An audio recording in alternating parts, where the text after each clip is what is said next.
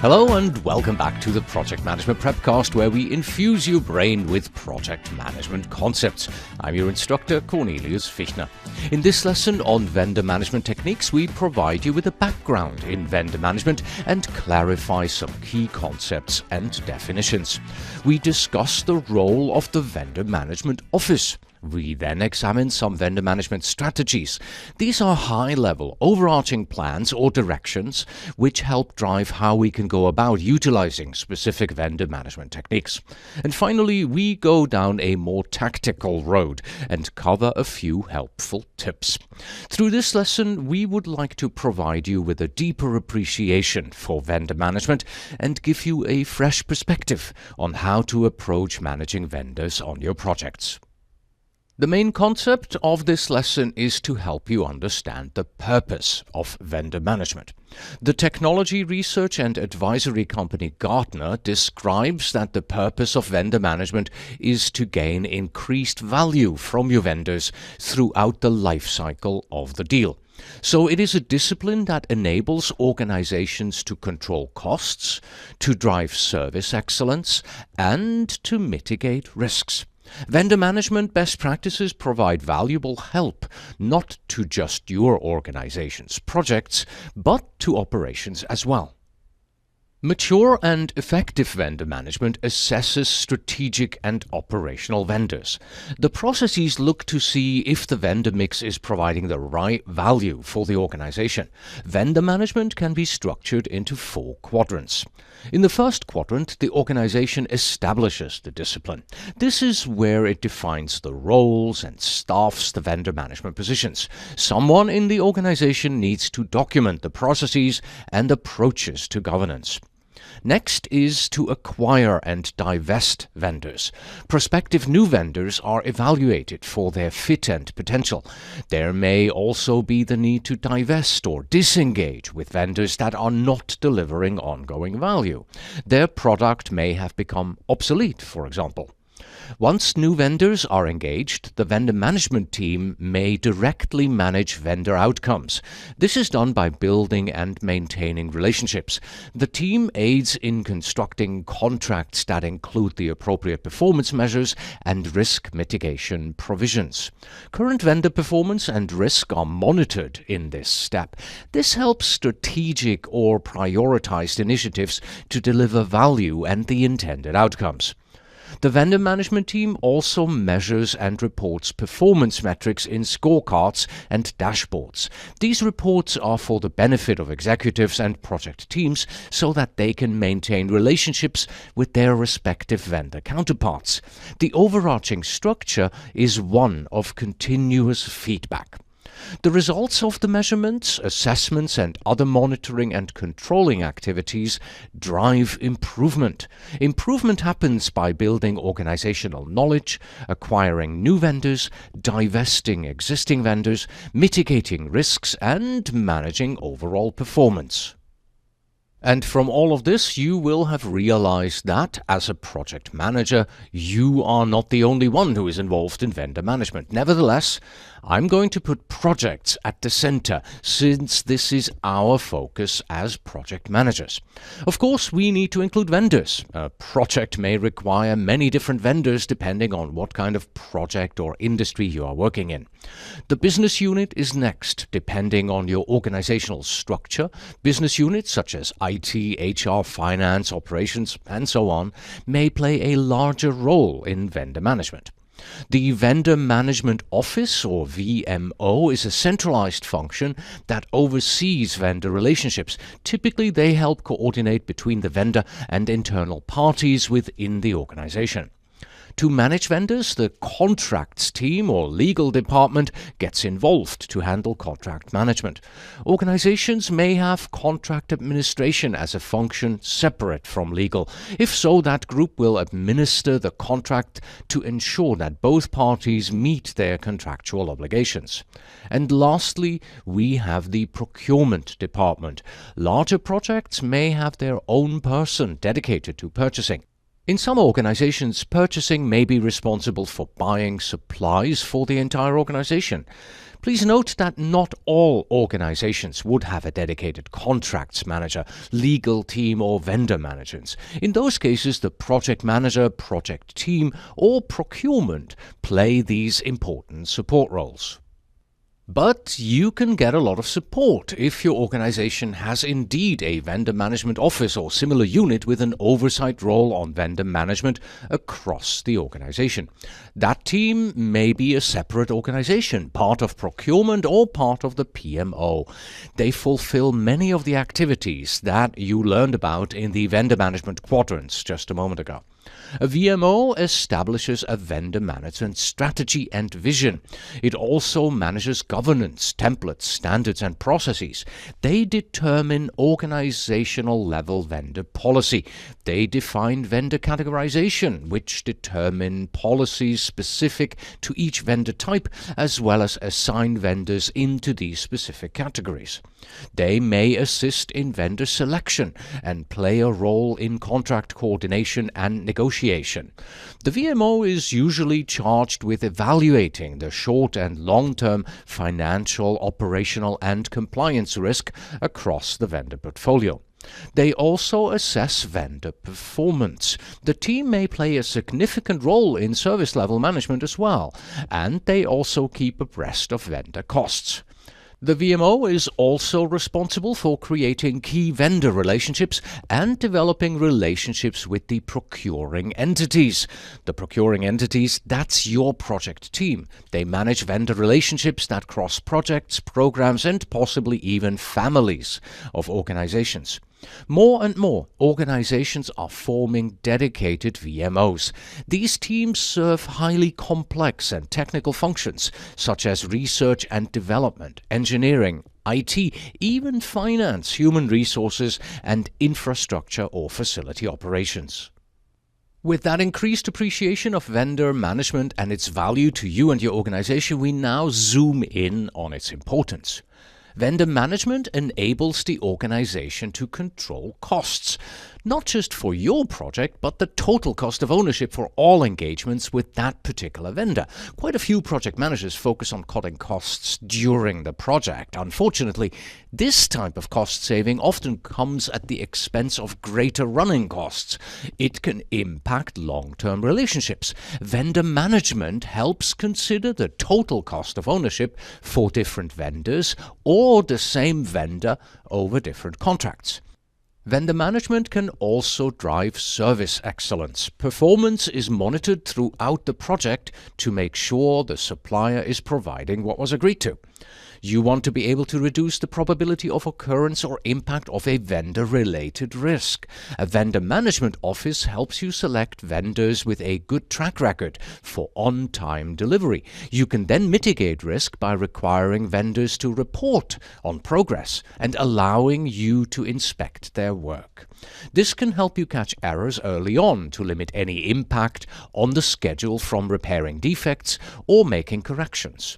However, the overall reason why vendor management is important is increased value from vendors.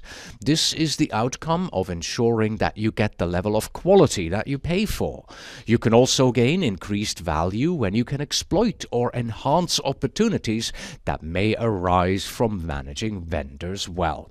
Good vendor management is a tremendous help to you, your projects, and your organization. You know that you must treat all vendors fairly and honestly. However, you typically do not treat all vendors in the same way, and here are some examples of factors that affect how you manage your vendors. The nature of the procurement can drive the types of vendors you have to deal with. Supply and demand drive the game and your power to negotiate. The size or value of the procurement is also important. Vendors may pay a closer attention if your organization is a big customer. They may consider you a strategic customer. Perhaps they are a new player and they rely on your positive recommendation to break through to a new market. Then there is the vendor relationship to consider. Whether it is new or an existing long-standing relationship, this affects how you deal with the vendor.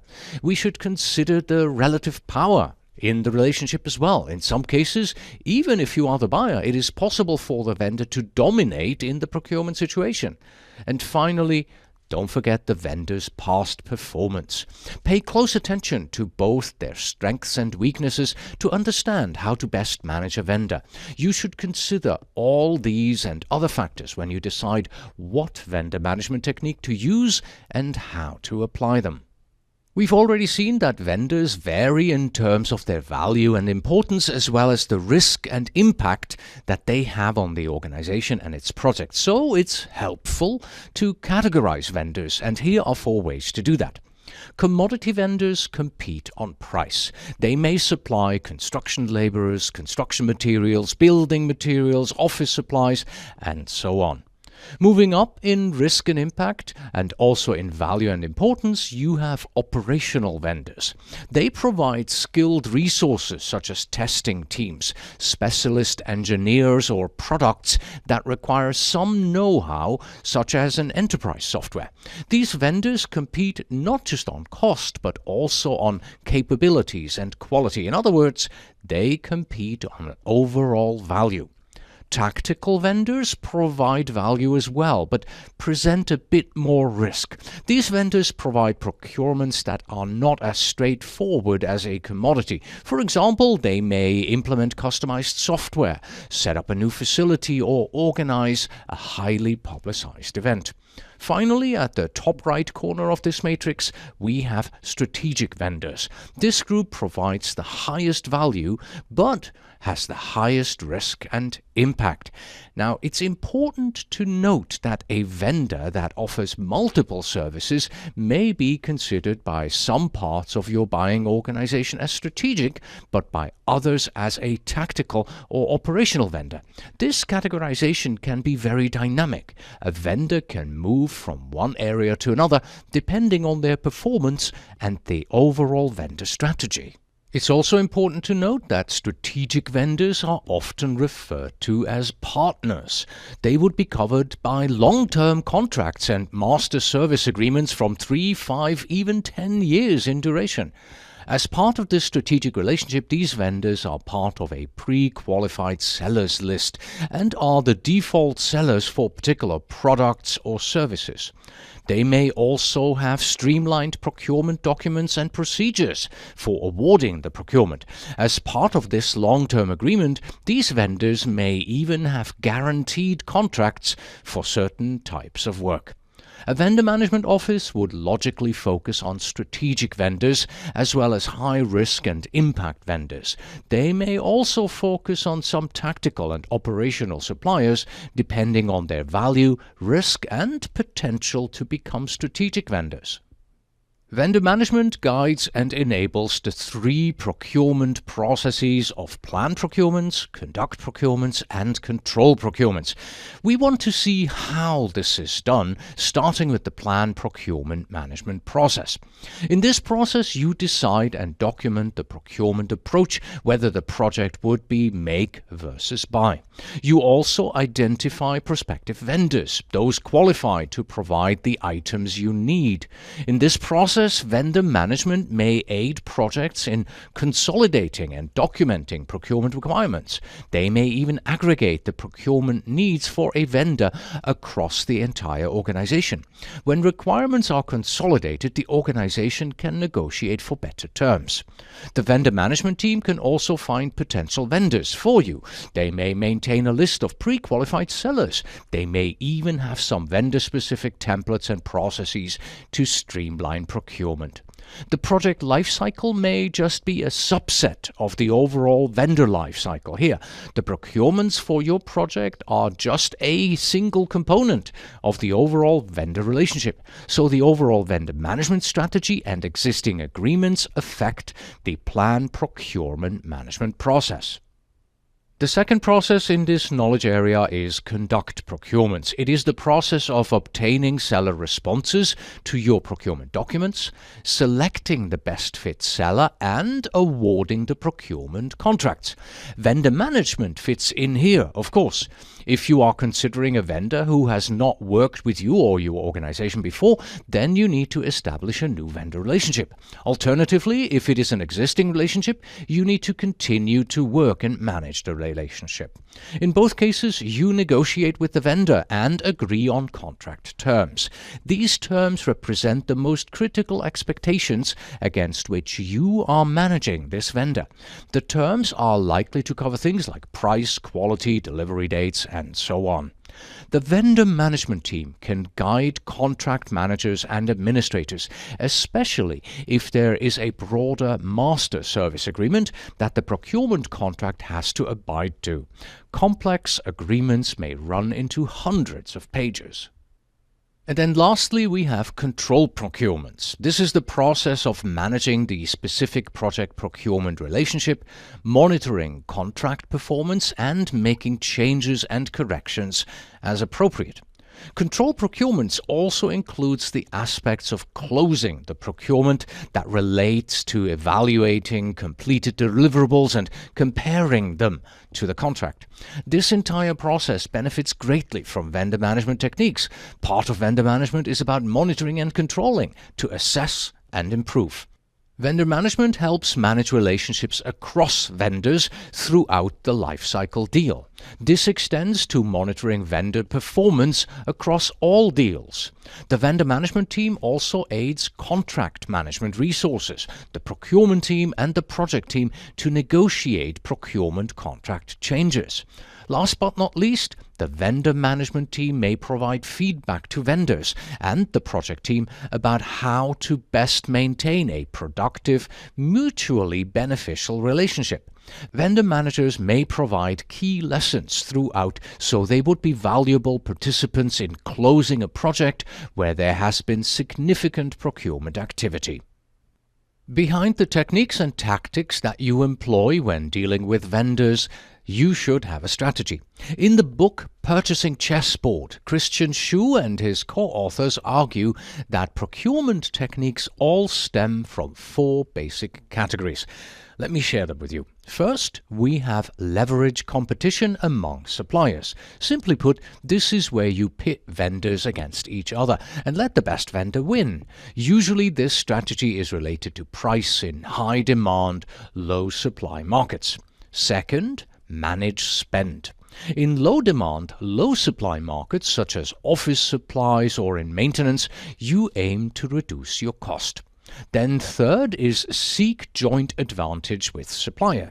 This strategy is typically used when buyers and vendors have more or less equal power. They can create joint partnerships where they share ideas in lowering costs and share in the benefits that arise from the partnership.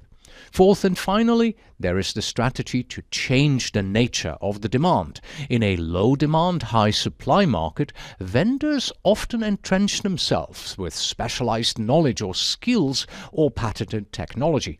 It may be necessary to change the playing field by challenging the basic technology or finding other options to move away from the hold that the vendor may have on you. I find it very useful to think about vendor management techniques in the framework of these 4 strategies. So let's do that. We start with the first strategy, leverage competition. Here the procurement process and many of the techniques listed can be considered ways to leverage competition among vendors. You use RFIs and RFPs, make or buy decisions, and you keep tabs on products and vendors through market research and intelligence. Second was to manage spend. Here you would use techniques where you scale up the procurement.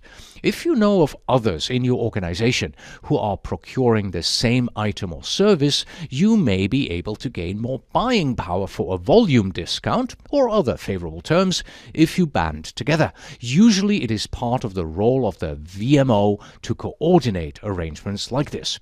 Contract management is another way to manage spend.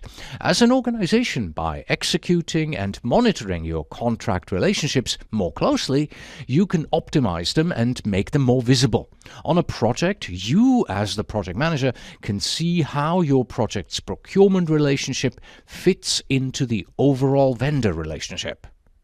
The third strategy of vendor management was to seek joint advantage with a vendor. You can form partnerships. Strategic alliances and relationships can exist at an organizational level. However, buyers and suppliers can engage in project-based partnerships to their mutual risk and benefit.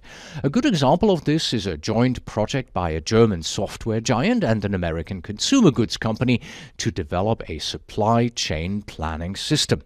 Finally, look at how to change the nature of the demand. This is an appropriate strategy when you are dealing with a powerful and entrenched vendor. This situation occurs in cases where a vendor has specialized, possibly proprietary knowledge or has exclusive rights over a patented technology. The vendor has the advantage of having limited or perhaps even no other competitors. Some of the examples that Christian Schuh and his co-authors provide relate to innovation and re-specification through understanding the product breakdown. You can also create benchmarks for your products and processes. Note that if you consider using these techniques, then it's likely that changing the nature of demand for what you require from a vendor is actually one of the goals of your project. In other words, you employ these techniques to align with the project goal of finding alternative technologies or paths so that you are not so dependent on a single vendor. You can see that those strategies would be realized longer term. They would likely require a VMO, but what about more tactical tips on how to manage vendors right now on your project? Well, I have some useful tips to share with you here. Read, study, and understand the contracts with your vendors. If there are master agreements in place with certain vendors, determine if any additional terms are required or exceptions need to be made to tailor to the needs of your project. Vendor managers help clarify complex master agreements. They can also tell you how to leverage them. For example, performance metrics may be complex at first, but they can be very helpful tools. Contract management also complements vendor management by helping you create the right contract. Then establish clearly defined roles and responsibilities between you and your vendors. That minimizes misunderstandings. It makes sense, doesn't it? But this step is often overlooked, and this can lead to disastrous results. It is also best to form good working relationships with the other players involved in vendor management. So, try to understand their motivations as well as their challenges that they are facing. If there is a vendor management office in your organization, it's important to work with them and be up to speed on policies and procedures that are relevant to you and your vendors. For example, the vendor management office can provide insights about a vendor's past performance, and you should in turn provide the VMO feedback on current vendor performance. And don't forget to consult the experts that you have at your disposal. They have specialized training, knowledge, and experience. For example, contracts. Reach out to the legal experts and contract administrators if you need to. Then, as much as you want to treat vendor personnel augmenting your team the same as everyone else, be aware that there are specific regulations and guidelines to mitigate risks of lawsuits of labor code violations. Check with your experts to understand what applies to your project. Some examples of local, legal, or regulatory requirements include the prohibition on labor-only contracting. There is this 1,000-hour 6-month rule that prevents possible co-employment suits. Contractors who work side by side with your employees may sue later on, claiming that they did the work of regular employees and are therefore entitled to the same benefits.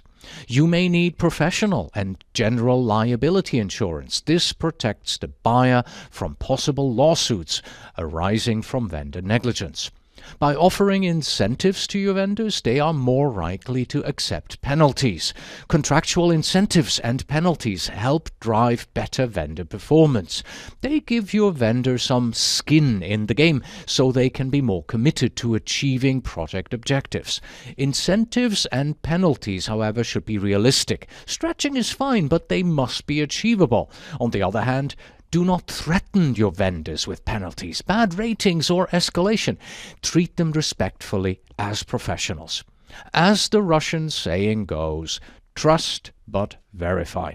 Vendors who have proven themselves time and time again may not need to be heavily scrutinized, but if they see that you are not verifying deliverables, you open yourself up to abuse or expensive, time-consuming rework.